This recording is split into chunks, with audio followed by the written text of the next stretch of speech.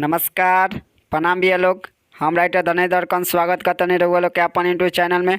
तो हाँ भी आज हम लेकर आए बनी ऑर्केस्ट्रा स्टार अलबेला के ट्रैक के ऊपर जो उनका गाना मार्केट में बहुत बवाल मचा होता भैया लोग। अभियो बहुत अच्छा बाजा था मार्केट में।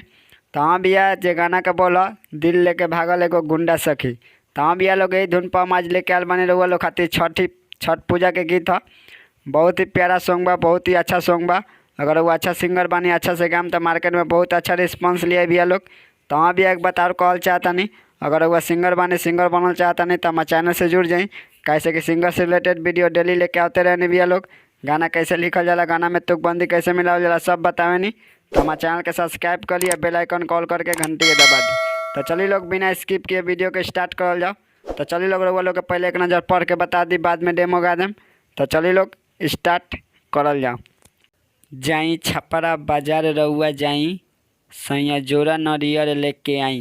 ये दोबारा भैया लोग फिर से ले लेम फल फल हरी, छठी मैया पर चढ़ी।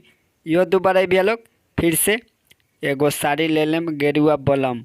एक बार आई भैया लोग फिर से बात जवन कहतानी सुनी बलम, छठी मैया के डबल कोसी भरम। ये दोबारा भैया लोग। तो चले लोग रउआ लोग के डेमो गा के सुना दे, स्पष्ट हो जाए भैया लोग। तो चले लोग स्टार्ट करल जाओ। जाई छपरा बाजार रउआ जाई, सैया जोरा नरियर लेके आई। ए जी आ जाई छपरा बाजार रउआ जाई, सैया जोरा नरियर लेके आई। हले ले फल फल हरी, छठी मैया पर चढ़ी। हले ले फल फल हरी, छठी मैया पर चढ़ी। एगो साड़ी ले लेम गेरुआ बलम, बात जवन कहतनी सुनी बलम, छठी मैया के डबल कोसी भरम। बात जवन कहतनी सुनी बलम, छठी मैया के डबल कोसी भरम। तो हाँ भैया ई रहा मुखरा कैसा लगला, अच्छा लगला ना तो वीडियो के लाइक कर दी लोग। अगर हमारे चैनल पर आए तो हमारे चैनल के सब्सक्राइब कर दी लोग, एगो शेयर कर दी लोग। तो हाँ भैया इस सॉन्ग कल शाम के 5 बजे रिलीज हुई।